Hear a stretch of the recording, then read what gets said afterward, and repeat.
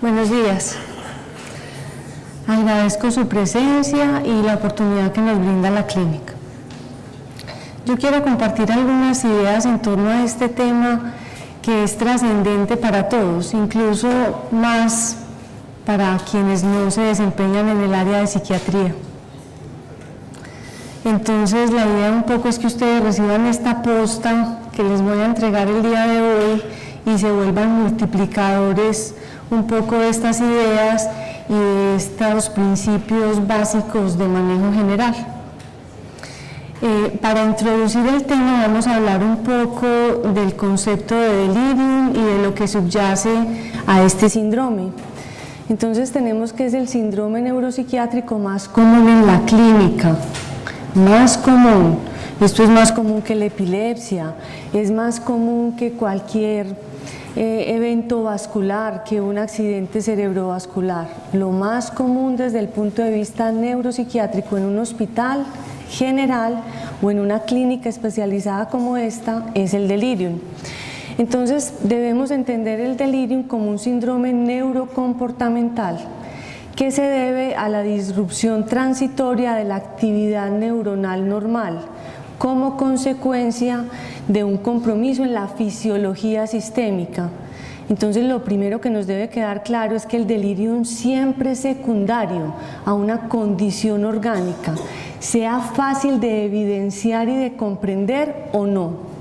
A veces es absolutamente claro cuál es el origen del delirium, en otros casos no va a ser tan sencillo, pero yo les pido que recuerden siempre que esto es secundario a una condición fisiopatológica de base, que se puede presentar de manera aguda o subaguda, que compromete la conciencia, la cognición, la atención, la actividad psicomotora, orientación y ciclo sueño-vigilia. Por lo tanto, es una oportunidad única de ver toda la psicopatología y por eso posiblemente es que los psiquiatras hemos terminado como muy cercanos al delirium, cuando en realidad este es un síndrome y este es un problema de los clínicos en general. Hay un problema importante y es la torre de Babel en la cual nos movemos y son los diferentes términos que se han empleado a lo largo del tiempo para nombrar delirium. Entonces algunos reconocerán más estos términos que el mismo delirium. Por ejemplo, psicosis de UCI, síndrome mental orgánico. Yo me formé en este tiempo en el que se hablaba de síndrome mental orgánico. Estado confusional agudo, estado tóxico confusional y todas las encefalopatías. Cuando nos referimos a una encefalopatía hepática, urémica, metabólica, infecciosa, siempre estamos hablando de delirium. Lo que pasa es que son delirium específicos, que tienen una causa mucho más clara, más evidenciable. También se ha hablado de falla cerebral aguda, un poco haciendo analogía a la falla respiratoria aguda, a la falla hepática aguda, ¿sí? Entonces es como la falla aguda de un órgano, en este caso el cerebro. Excitación posanestésica, psicosis aguda posoperatoria. ¿Cuál es el problema? Que a veces tenemos como diagnósticos en un paciente encefalopatía de tal origen y en el renglón siguiente delirium. O tenemos síndrome mental orgánico y en el siguiente renglón delirium. Es como si estuviéramos diciendo de dos maneras diferentes falla cardíaca aguda, falla cardíaca. Entonces, por ahí arranca un poco pues este tema. ¿Qué es lo nuclear cuando estamos hablando de delirium? Entonces lo nuclear son estas dos funciones cognitivas trascendentales como son la conciencia y la atención. Yo aquí quise graficar, esto pues no es que sea así, sino que es una manera didáctica de mostrar cómo se pueden organizar las funciones cognitivas superiores. En la base de ellas está la conciencia y la atención y por eso ustedes observan esa flecha roja horizontal que parte como nuestra pirámide. Cuando tenemos comprometidas estas dos funciones, todo lo que está hacia arriba se compromete y eso es precisamente lo que pasa en el delirium. Por eso en un delirium uno puede encontrar problemas de memoria, problemas en el comportamiento motor, en el afecto, en la sensopercepción y en el pensamiento. Por eso es que uno puede creer a veces que un paciente tiene una esquizofrenia, tiene un trastorno afectivo bipolar, está deprimido o tiene una demencia de rápida instauración, porque al comprometerse la conciencia y la atención, todas estas otras funciones jerárquicamente quedan sometidas y se pueden comprometer. Yo siento que si uno entiende esto, resulta bastante sencillo entender la trascendencia, la magnitud y todas las repercusiones que tiene el delirium en cualquier paciente. Entonces, en las diferentes clasificaciones del DSM se ha hecho énfasis diferentes en si el compromiso principal es de la atención o de la conciencia. En el DSM-4, por ejemplo, se hacía más énfasis en la conciencia, y en el DSM-5, que es la clasificación actual, y de paso les cuento que ya para uno escribir DSM-5 no utilizan números romanos, sino que ya lo estamos haciendo de esta forma. Entonces no es un error, sino que esta es la manera como se va a seguir nombrando las nuevas clasificaciones del DSM, que ahorita estamos en la versión 5. Entonces en el DSM-5 quedamos en que el énfasis es en la atención. Ahí les muestro un poquito pues lo que les venía diciendo. Algunos opinan que este cambiecito ha generado que tengamos una dificultad en diagnosticar pacientes con delirium. Vamos a ver un poco los signos y los síntomas, pero si ustedes recuerdan la pirámide que les mostré hace un momento y comprendieron que al tener comprometida la conciencia y la atención, todo lo que está hacia arriba se compromete, entonces vamos a entender de manera muy clara que los pacientes pueden estar con alteración de la conducta motora, pueden estar muy inhibidos, muy quietos, o pueden estar completamente agitados, pueden tener alterado el ciclo sueño-vigilia, dormir en el día y estar completamente despiertos en la noche, pueden tener el pensamiento tan desorganizado que no son capaces de dar cuenta de sí mismos, o pueden tener ideas delirantes, completamente extrañas, inusuales, que llaman la atención pues al clínico. El lenguaje también se compromete, el afecto. A veces uno puede ver a estos pacientes claramente deprimidos, pero si sabemos que estamos en el contexto de un delirium, jamás tendríamos que vernos obligados a hacer el diagnóstico de un episodio depresivo, porque jerárquicamente el delirium tiene mayor importancia y trascendencia, y uno tiene que esperar a que se resuelva el delirium y mirar psicopatológicamente qué queda.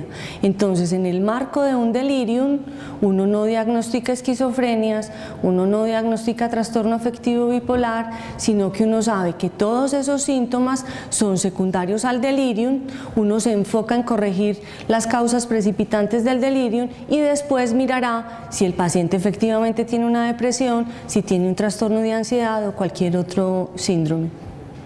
Habíamos dicho que esto es de carácter y de instauración aguda y subaguda. Lo más importante de los síntomas en delirium es el carácter fluctuante, por eso ustedes ven ahí que está en mayúscula sostenida esta característica. Si un paciente parece completamente normal a las 8 de la mañana y a las 4 de la tarde parece completamente enloquecido, es altamente probable que lo que estamos observando es un delirium. Si el paciente transcurre el día de la manera más normal y a las 2 de la mañana se agita, tienen que llamar al médico de urgencia, sedarlo, inmovilizarlo y se vuelve un caos la atención de esta persona, posiblemente estamos en el marco de un delirio. Pueden aparecer signos neurológicos, y esto lo traigo porque a uno se le hace como muy extraño pensar que en el marco de un delirium puede existir, por ejemplo, un Babinski. Evidentemente, si uno tiene un Babinski, hay que generar todas las ayudas diagnósticas y todo el ejercicio clínico para dar cuenta de ese Babinski, supongamos a través de un accidente cerebrovascular. Pero les quiero contar que el solo delirium, sin que haya un ACV, puede generar signos neurológicos como por ejemplo un Babinski o aparición de reflejos primitivos como puede ser un glabelar o un palmo mentoniano. ¿Cuál es la prevalencia de delirium? Esto va a depender del escenario donde nos situemos. Si pensamos, por ejemplo, en el servicio de urgencias al momento de ingresar los pacientes a nuestra clínica, entonces tenemos que puede ser del orden del 10 al 15%. Esto es altamente prevalente. Pero fíjense cómo puede ir aumentando la cosa. Si ya nos vamos a las salas de hospitalización, puede estar en el rango del 25 al 40%. Si consideramos pacientes con cáncer, 45%. Y si nos vamos a cuidados intensivos, y ahí dependerá de si el paciente está intubado o no intubado, puede tener prevalencias de 60 a 80%, lo cual es una cosa impresionante. Aquí les traigo más detalladas las prevalencias. Fíjense, por ejemplo, que en una cirugía de catarata puede aparecer delirium con un 4,4 de prevalencia, pero les resalté en negrilla, pues como lo que puede ser más importante para la clínica CardioVid. Ahí tenemos post-SB, por accidente cerebrovascular, del 13 al 48%, después de un cateterismo cardíaco entre 25 y 32, después de cardiotomía 32 a 80%. Así que estamos en un escenario, la clínica CardioVid es un escenario perfecto para que aparezca delirium. ¿Algún factor de riesgo es más importante para la aparición de delirium? Sí, las dos que están en negrilla, la edad y el decline cognoscitivo, o sea, las personas que tienen ya como un deterioro en sus funciones mentales y que pueden estar cursando con una demencia. Pero fíjense todos los otros factores que tenemos ahí. Por ejemplo, es más prevalente en hombres. Alguna cosita tenía que ser más prevalente en hombres. Déficit sensorial, particularmente el auditivo y el visual. El uso de inmovilización, de catéteres, de tubos, la hipoxia, todas las alteraciones hidroelectrolíticas, particularmente lo que tiene que ver con sodio. Sustancias endógenas y exógenas que tengan actividad anticolinérgica, y aquí es supremamente importante considerar la polifarmacia. Nuestros pacientes, lógicamente, en virtud de lo complicados, de lo compleja que son sus patologías, pues necesitan muchos medicamentos, y muchos de esos tienen una actividad anticolinérgica muy alta que favorece la aparición de delirio. La deprivación de sueño. ¿Cómo les parece que en cuidados intensivos se han hecho estudios rigurosos donde se demuestra mediante polisomnografía que los pacientes duermen en promedio 1.5 horas? Dormir no es tener los ojos cerrados. Dormir no es no despertarse fácil al estímulo. Dormir es hacer las fases completas del sueño, o sea, transitar por un sueño no REM y REM. Y los pacientes en cuidados intensivos se le amputan algunas etapas del sueño, entonces realmente ellos no descansan, no sintetizan proteínas, tienen alterados los ciclos endocrinos. Así pues que el tema del sueño es supremamente importante, y sabemos lo difícil que es dormir en un lugar extraño que no es nuestra cama, no tenemos nuestra almohada, pero además estamos enfermos. Entonces el tema del sueño es fundamental. El uso de benzodiazepinas y de opioides. Van a ver que voy a repetir mucho el tema de las benzodiazepinas. El tener un dolor no controlado y, lógicamente, la severidad de la enfermedad. A partir de los 65 años, por cada año de vida más, se aumenta un 2% el riesgo de hacer delirium. O sea, pues que la edad es un factor clave.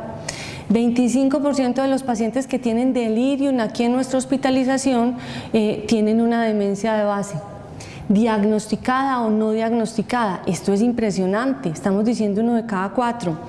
El tema es que a veces el delirium es lo que hace que emerja y que se vea con claridad el deterioro cognitivo o la demencia.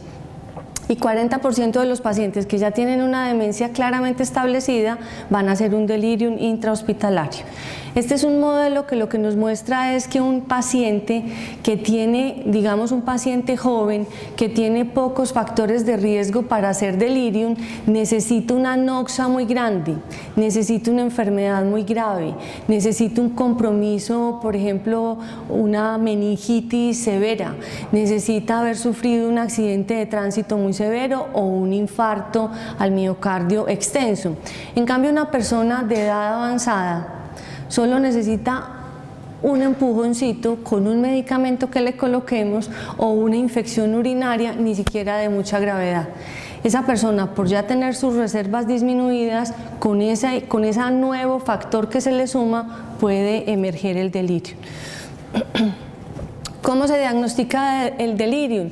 Pues yo les traigo aquí esto no para descrestar, sino para que vean que existen muchos instrumentos, pero realmente el delirium se diagnostica al pie de la cama del paciente, mirándolo y observándolo como nos enseñaron nuestros profesores, y además recogiendo información de las personas que lo están cuidando y de su familia.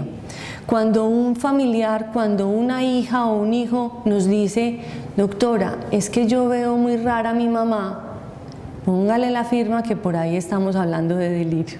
Y si fuéramos acuciosos y escucháramos eso en el momento en el que nos lo dicen, podríamos pillarnos, podríamos capturar este episodio de delirium apenas iniciando. Y como vamos a ver enseguida, eso marca mejor pronóstico. Entonces existen muchas escalas, yo les recomiendo particularmente esta que es la CAM, porque es supremamente sencilla, porque la puede aplicar el médico, la enfermera, la auxiliar, incluso existen versiones para los familiares. Y lo que nos está llevando es a identificar los síntomas básicos nucleares del delirio. Entonces nos pregunta si hay un cambio en el estado mental del paciente, nos pregunta si hay dificultad para mantener la atención, esos pacientes que no logramos entrevistar, que les tenemos que repetir varias veces la pregunta, que les preguntamos algo y nos responden otra cosa, que se nos quedan como dormidos en mitad de la conversación. Eso es un delirium, fácil, fácil. Siéntanse en la capacidad de, con esto que parece tan sencillo y tan, que uno diría seguramente tiene que haber algo más complejo, no lo hay, es esto. Este cambio en la atención, el pensamiento desorganizado, que te cambia de tema, que te dice lo que no es capaz de contarte cómo es que ha sido el curso de la enfermedad, y la alteración en el nivel de conciencia. Para que esta escala sea positiva necesitamos que los dos ítems estén presentes y que esté presente o el tercero o el cuarto. Realmente, pues la escala está ahí, pero los clínicos tenemos la capacidad y la habilidad de, sin tener que aplicar la escala, reconocer que un paciente tiene delirio. Les quiero contar que hay estudios muy serios que muestran que las enfermeras son más sensibles a hacer el diagnóstico de delirium que los propios médicos, y es posiblemente que esto ocurra porque como ellas pasan más tiempo, como están más cercanas a lo largo del día y como recogen información de familiares y de otros cuidadores, entonces logran detectarlo más fácil. Ustedes saben que hay unos subtipos de delirium y que esto, digamos, permite su clasificación. Tenemos un subtipo hipoactivo, uno mixto y otro hiperactivo. Pero yo quiero que ustedes se queden con la idea que en la mayoría de los casos los delirium son mixtos. Entonces yo puedo ver al paciente a las 8 de la mañana muy dormido, muy difícil de alertar, que no reacciona, que no toma su desayuno, y ese mismo paciente a las 2 de la mañana está agitado, retirándose el catéter y con ganas de irse para la casa. Eso que estamos ahí describiendo se llama un delirium hiperactivo. Aquí tenemos un poco los criterios para diagnosticarlo, pero que nos quede claro pues que un paciente que le cuesta trabajo responder, que le cuesta trabajo alertarse, pues ese paciente es hipoactivo. Generalmente es el paciente que nos dicen que es muy juicioso. Entonces, ojo, es muy preocupante que un paciente sea, entre comillas, tan juicioso, que lo bañan, lo organizan y en la posición que lo dejan, así se quedó todo el día. Eso tiene que generar una alerta inmediata, porque estos pacientes a veces son los que tienen peor pronóstico y tienen un riesgo de morir mayor. En cambio, el paciente hiperactivo, en función de la hiperactividad, todo el mundo lo identifica.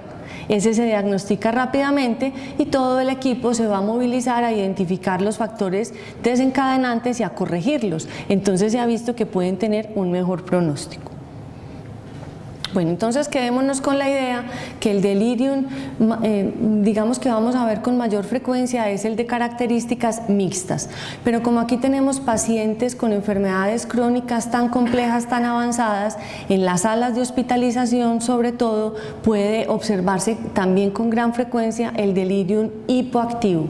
Y vuelvo e insisto, este delirium puede ser de muy mal pronóstico. ¿Qué pasa si no reconocemos el delirium? Mal, le va a ir muy mal a este paciente, muy mal, puede morir, puede sufrir mucho más, va a tener mayores complicaciones, se caen más, se retiran sondas, va a tener una mayor estancia hospitalaria y una cosa que es tremenda y es que va a evolucionar con un peor desempeño cognitivo. Entonces, miren, les muestro por ejemplo, en cuidados intensivos se sabe que el tener delirium da una mayor mortalidad, un OR de 3, con un intervalo de confianza bastante importante a partir de 2,3. Puede tener una mayor estancia en cuidados intensivos con un promedio de 7,32 días de más. Esto es tremendo, estos son costos, esto es mayor morbilidad, mayor estancia hospitalaria, o sea, ya no en cuidados intensivos, sino en salas generales, con una media de 6,5 días. Más tiempo en ventilación mecánica, con una media de 7,22 días. Mayores complicaciones en UCI, como extubación pues no deseada, remoción de catéter, arritmia, neumonía, necesidad de reintubar, con un OR de 6,5. Y necesidad de que cuando el paciente es dado de alta tenga que ser institucionalizado. Esto pues en países donde las familias, ustedes saben que funcionan de otra manera, pues son unos costos enormes, pero aquí también, pues porque aquí los cuida la familia, pero entonces generalmente hay una hija, generalmente son las mujeres, las que tienen que renunciar un poco a su proyecto de vida y quedarse cuidando a esta persona. Entonces esto es un costo, no solo en dinero, sino emocional tremendo. En las primeras 24 horas en cuidados intensivos, tener delirium incrementa la mortalidad. Pasa de una mortalidad de 16,2% en las personas con delirium versus 5,7% en quienes no tienen delirium. Así pues que yo lo que quiero es que ustedes queden convencidísimos que esto es trascendente, que esto nos importa a todos y que si hacemos cosas, medidas, estrategias para tratar de reducir la incidencia y la prevalencia de delirium en nuestra institución, pues van a ganar todos, el paciente, su familia y la institución desde el punto de vista no solo de la calidad de la atención, sino de los costos de la atención. Entonces, otra cosa muy interesante es que este mal pronóstico no aplica solo para los pacientes que tienen un delirium evidente, florido, sino que también se ha empezado a hacer estudios muy interesantes que muestran que cuando el delirium es subsindrómico, o sea que todavía los síntomas no son como muy evidentes, también les aplica el mal pronóstico. Entonces, cuando se tiene un delirium subsindrómico en cuidados intensivos, también la mortalidad se ve elevada. Estimar la mortalidad asociada a delirium es difícil porque hay un rango tan amplio como desde el 4% hasta el 65%. Lógicamente que eso va a depender mucho de las poblaciones en las que se realizaron estos estudios. Y vuelvo y les insisto, se ha visto que en los delirium de tipo hipoactivo parece ser mayor la mortalidad. En cuidados intensivos, las personas que hacen delirium pueden tener una mortalidad con ORs de 3, lo que significa un 300% mayor de mortalidad, o mortalidad de 300%, 200% más, para ser más correctos en la interpretación. ¿Por qué se da esto? Pues esto sigue en estudio y hay unas teorías muy interesantes, pero hoy no vamos a hablar de patofisiología del delirium porque nos gastaríamos todo el tiempo hablando de eso.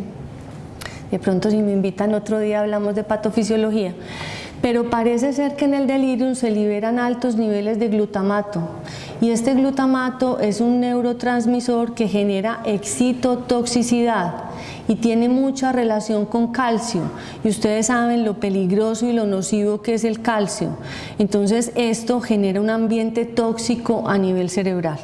Obviamente estos pacientes tampoco colaboran con la atención y con los cuidados que se les está ofreciendo, entonces estos pacientes tienen eventos adversos que seguramente también se suman en este mal pronóstico. Los costos se aumentan, hay estudios pues no locales donde se puede observar que los costos atribuidos al delirium pueden oscilar entre $16.000 a $64.000 por paciente. Es que ¿cuánto cuesta un día de hospitalización de más en cuidados intensivos? Entonces ahí empezamos a ver cómo prevenir o tratar de manera precoz el delirium, pues se traduce también en un factor económico. ¿Es reversible el delirium? Y aquí viene una de las cosas más preocupantes. En algunas personas de edad avanzada, el delirium nos conducirá a la demencia. Y esto lo demuestran múltiples estudios prospectivos que nos dicen que el delirium a corto plazo se asocia con deterioro cognitivo. Entonces, nuevamente, hacemos unos esfuerzos extraordinarios, se realizan procedimientos quirúrgicos hermosos, sofisticados, y si a ese paciente se le suma un delirium, no le va a ir tan bien. Y no solo por su órgano que fue operado o trasplantado o lo que sea, sino porque cognitivamente se va a deteriorar. Entonces cada uno de nosotros preguntémonos qué es lo que le da calidad a nuestra vida. Pues claro que el corazón bombee es fundamental, pero es que lo cognitivo es trascendente. Entonces tenemos un corazón que bombea muy bien, pero un sujeto que no se da cuenta que su corazón bombea bien. Muy bien. Los mecanismos que median este deterioro cognitivo ya habíamos mencionado algunos anteriormente, pero entonces también mencionar los aspectos de la neuroinflamación, la liberación de citoquinas. Cuando un paciente está en delirium tiene menor perfusión de oxígeno a nivel del cerebro. Tenemos cambios en la permeabilidad de la barrera hematoencefálica, se generan estados hipermetabólicos, hay exceso de glucocorticoides y disfunción del eje hipotálamo-hipófisis adrenal, se generan alteraciones muy importantes en la melatonina y por esto pues es uno de los motivos por los cuales hay disrupción en el sueño. También hay factores genéticos, se ha visto asociación del delirium con ser con ser homocigoto para ApoE4, se genera depósito de beta amiloide y estos pacientes, como están tan enfermos, pues van a necesitar un montón de medicamentos que, digamos, el cerebro no los asimila o no los tolera de la misma manera que una persona joven por ser un cerebro frágil. ¿El delirium en los niños existe? Entonces, sí, existe. ¿Cómo les parece? El delirium existe en los niños, lo que pasa es que no tiene digamos, tantos estudios como en adultos, no tiene este pronóstico tan sombrío que yo les estoy contando el día de hoy, pero lo que pasa es que no se piensa, entonces por lo tanto no se diagnostica. Hay estudios muy interesantes que muestran que sí y que los signos y los síntomas son similares a los del adulto, pero que en el niño se le da otro tipo de interpretación. Entonces se piensa que el niño está muy ansioso o que las alucinaciones hacen parte de la vida, de la rica imaginación que tienen los niños, que puede ser el amigo imaginario. Entonces, de pronto un llamado como a que empecemos a considerar el delirium en los niños, particularmente pues en los de acá, que son niños tan enfermos. Esto también obviamente en ellos aumenta la estancia hospitalaria, se presenta en los más pequeños como en los más grandes. Tenemos una dificultad y es que el desarrollo de los niños, pues la cuestión del lenguaje nos va a permitir en ciertos momentos conversar directamente con el niño y recoger información, y en otros momentos nos va a tocar solo la observación y lo que los padres o los cuidadores nos puedan contar.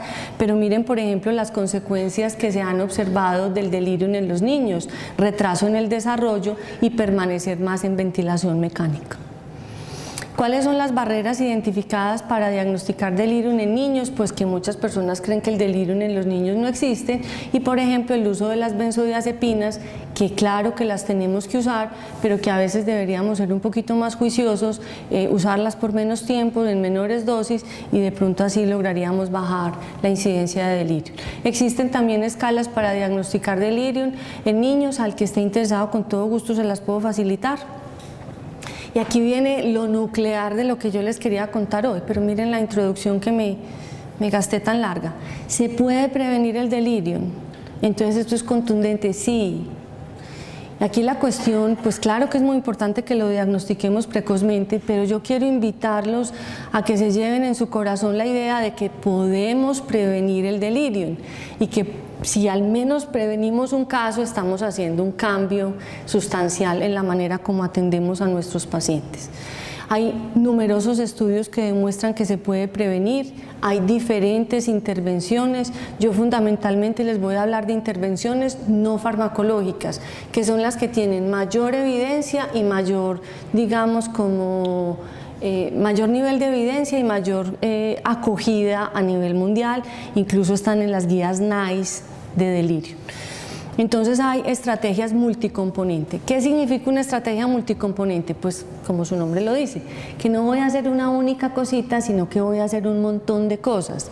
Y ese montón de cosas no son difíciles, no significan más costos de atención, pero se van a traducir en una disminución en la incidencia de delirium. Entonces miren, por ejemplo, lo que podemos hacer. Disculpen eso que quedó como tan pequeñito. Pero miren, deberíamos evitar, disminuir, cambiar o rotar medicamentos GABAérgicos, opioides y anticolinérgicos. Ahorita les voy a mostrar una lista, ustedes me van a decir, no, pues entonces no demos nada.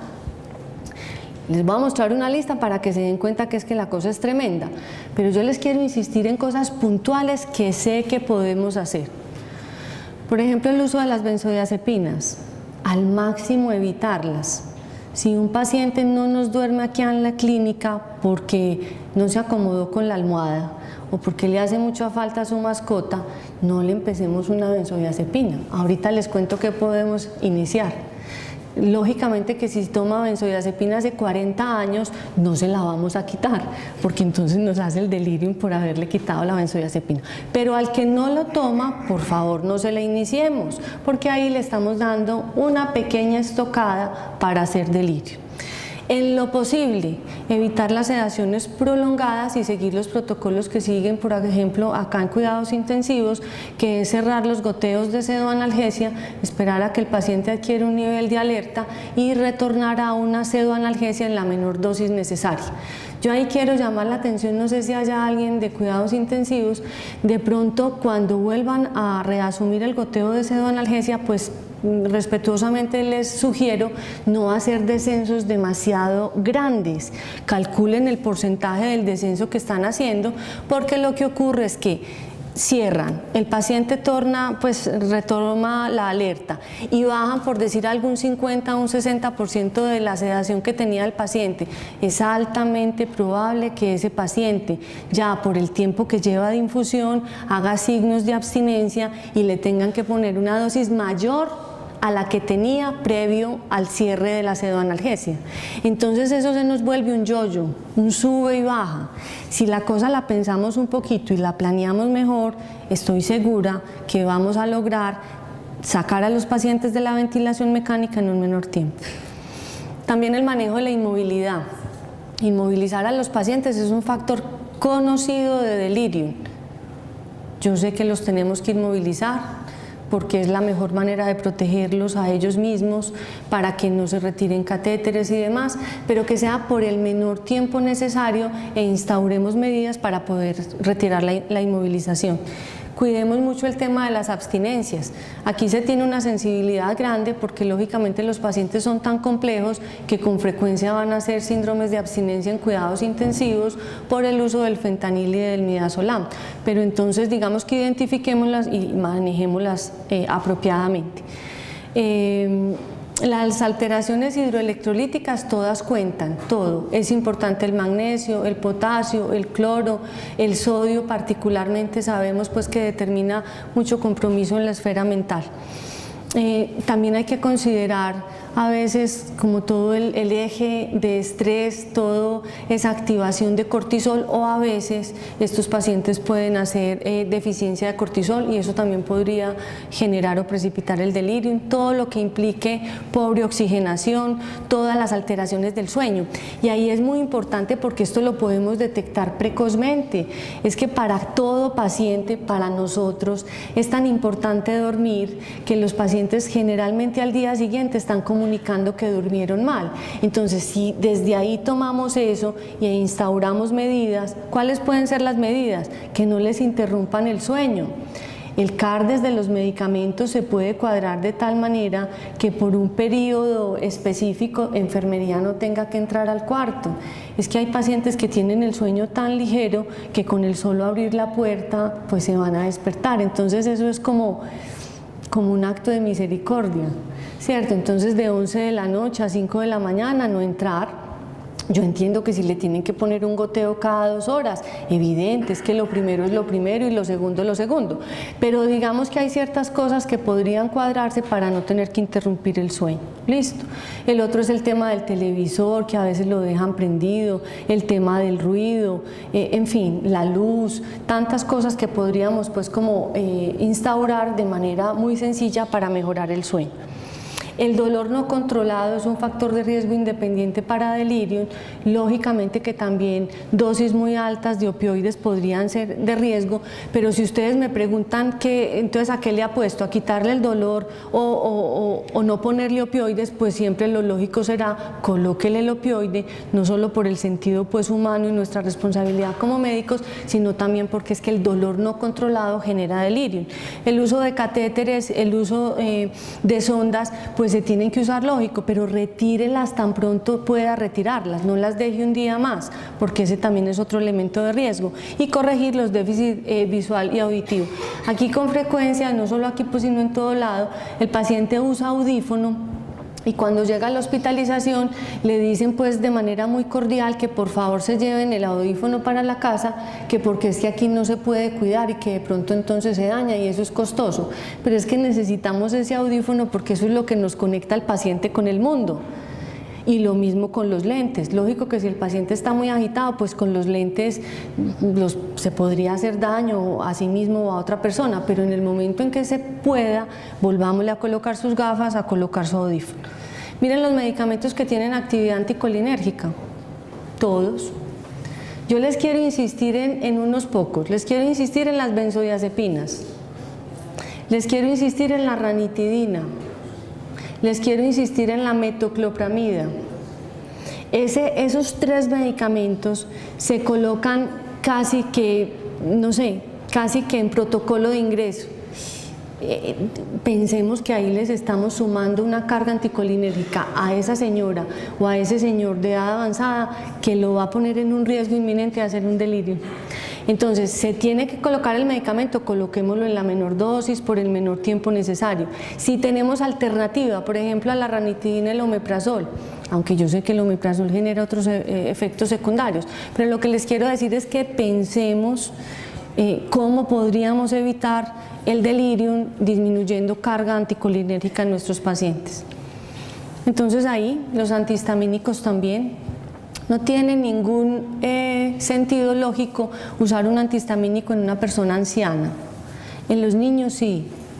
En los niños funciona bastante bien, ellos digamos que los toleran, a veces puede ser la herramienta para que tengan menos ansiedad y para que duerman un poco mejor, aunque sigue siendo tan anticolinérgico y le podría sumar el riesgo del delirio.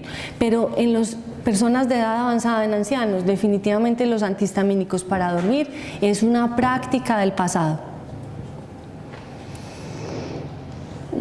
Este componente HELP es una estrategia muy exitosa que empezó en Estados Unidos por la enfermera, de hecho es una enfermera Sharon Inouye, y con este programa HELP se ha logrado demostrar que puede disminuir la incidencia de delirium en un 30-40%. Y miren lo que hacen, esto lo podemos hacer aquí desde hoy mismo. Para corregir la alteración cognitiva se reorienta frecuentemente a los pacientes y se les provee, por ejemplo, una pequeña cartelerita donde se les muestra la fecha y se les permiten que tengan cosas que les hagan sentir como en lo familiar. Entonces, pues la fotico de la familia o alguna cosita que dé como un sentido de identidad de la persona. La deprivación de sueño, primero con medidas no farmacológicas, ¿cómo? Pues entonces no interrumpiendo el sueño, bajando la intensidad de la luz, cerrando las puertas, si quieren la almohada de su casa que le traigan la almohada de la casa, ¿cierto? En cuidados intensivos se ha implementado en algunas UCIs el uso de tapones auditivos y de estas mascaritas negras para generar mayor oscuridad y se ha demostrado, por ejemplo, que disminuye la aparición de delirio. El manejo de la inmovilización, pues idealmente no inmovilizar, pero si lo tenemos que hacer por el menor tiempo. Y aquí también hacemos referencia a que los pacientes se deben movilizar tempranamente. Los pacientes no se deberían acostar si no es estrictamente necesario. Pues esa es mi idea. O sea, lo que quiero decir es que un viejito que se acuesta 3 o 5 días no hay cómo volverlo a parar. Se pierde a la velocidad de la luz masa muscular y un montón de cosas. Entonces, lo más rápido que los podamos sentar, sentémoslos y hagamos que deambulen y que no se desacondicionen. La alteración visual con los lentes, la alteración auditiva con los audífonos. Si no los tienen, entonces hablemos en tono alto o incluso podría ser apropiado tener un amplificador, ¿cierto? A veces a uno le toca gritar pues a pulmón para poderse comunicar con estas personas. Y el manejo de la deshidratación. Somos poco conscientes de que los viejos se deshidratan. Lo tenemos muy presente en los niños, pero en los adultos no. Y si ellos están en delirio, están comiendo poco, llevan 2 o 3 días sin comer, es posible que estén deshidratados. Entonces hay que estar ahí como atentos a eso. NICE, las guías NICE, que son tan famosas, tan importantes, tan bien hechas, que también hay una guía de delirium, pues entonces estas guías acogieron esta iniciativa HELP y le añadieron algunas cositas. Por ejemplo, el tema de la constipación. Esta es una cosa que la tenemos que hacer más consciente. La constipación genera agitación y delirium en las personas de edad avanzada. Esto pues para mí es una obra de misericordia resolver este tema con prontitud. Bueno, aquí lo que les quiero mostrar es cómo esta iniciativa HELP ha logrado mostrar estadísticamente que tiene unos resultados muy interesantes, logra disminuir el total de días con delirium, logra disminuir el número de episodios, sin embargo no disminuye la severidad de los síntomas. Pero de todas maneras, yo pienso que esto es demasiado positivo, así esté tan mal dicho, porque es que no tenemos que gastar un peso de más, señores y señoras. Es que con lo que sabemos hacer y con el equipo humano que tenemos podemos implementar estas estrategias.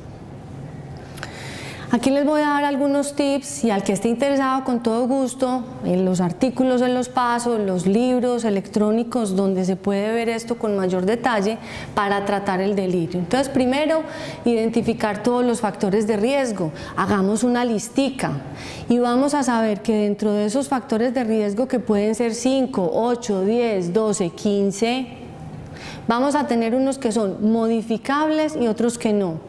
A nadie le podemos quitar la edad que tiene, tenemos que trabajar con esa edad, pero sí le podemos quitar rápidamente el catéter, le podemos corregir la hiponatremia, podemos hacer que oxigene mejor, le podemos quitar los medicamentos que no necesita, ¿cierto? Lo podemos hacer que duerma bien. Entonces ese es el tema. Vamos a implementar medidas no farmacológicas siempre para la prevención del delirium. ¿Cuáles?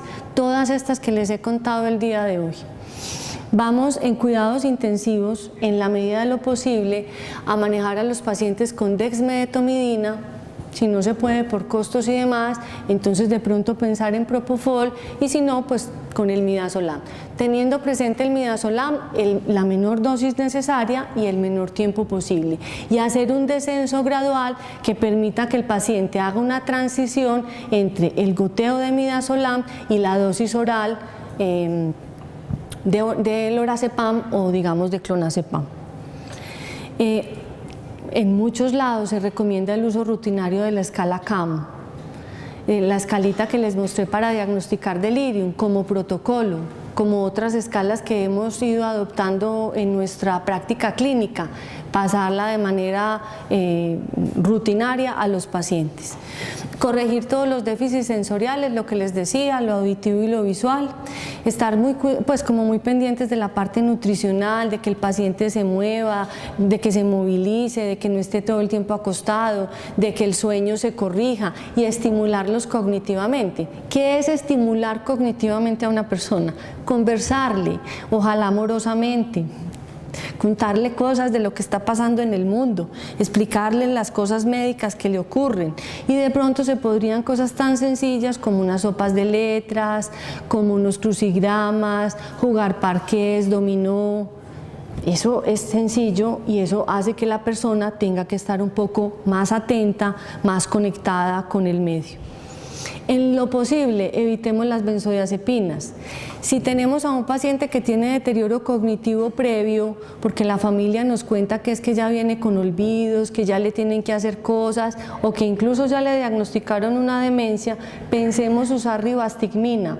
La rivastigmina está en el POS. No tenemos que hacer MIPRES, ponemos el diagnóstico F001, por favor ese tiene que ser el diagnóstico, y podemos formular rivastigmina dentro del plan de salud. ¿Listo? Y esto se ha visto que también hace que haya menor incidencia de delirium y que los episodios se resuelvan un poco más rápido. Si el paciente no duerme bien, estas son las recomendaciones que nos trae la literatura. Melatonina, que no es sencillo que la implementemos acá, pero para que sepan, tiene buena evidencia. La trazodona, que aquí sí les quiero pues como hacer fuerza y decirles que es una gran opción, buena, bonita y barata, se puede usar en niños, en adolescentes, en adultos y en ancianos, la tenemos en el plan de salud y la podemos usar en dosis iniciales desde 25 hasta 100, incluso podríamos subirla un poco más, pero digamos que esa es como la dosis que uno más ve descrita.